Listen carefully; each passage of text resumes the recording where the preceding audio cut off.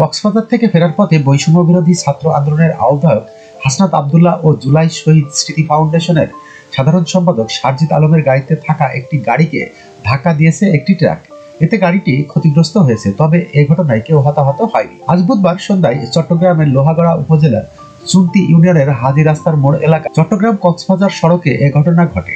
এ ঘটনার পর ঢাকা মেট্রো ঢ 125854 নাম্বারের ট্রাক এবং এর চালককে আটক করে জিজ্ঞাসাবাদ করেছে ছাত্র জনতা।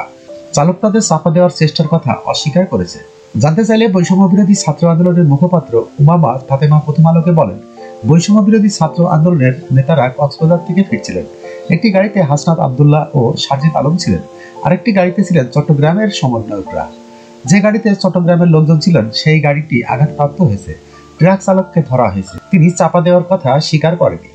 এদিকে এক ফেসবুক পোস্টে বৈষম্য বিরোধী ছাত্র আন্দোলনের মুখ্য সংগঠক আব্দুল হান্নান মাউস লিখেছেন, নিহত আইনজীবী সাইফুল ইসলাম আলিফের কবর জিয়ারত করে ফেরার পথে বুধবার সন্ধ্যা 7:30টার দিকে চট্টগ্রাম কক্সবাজার মহাসড়কের চুন্তি ইউনিয়নের হাজি রাস্তার মোড়ে বৈষম্য বিরোধী ছাত্র আন্দোলনের আহ্বায়ক হাসনাত আব্দুল্লাহ ও সারজিদ আলমের গাড়িবহরে ট্রাক চাপা দিয়ে হত্যা চেষ্টা করা হয়। প্রাথমিক তদন্তে চালক ময়মনসিংহ থেকে কক্সবাজারে মালামাল খালাস করে আসার কথা বললেও মালামাল খালাসের কোনো তথ্য পাওয়া যায়নি।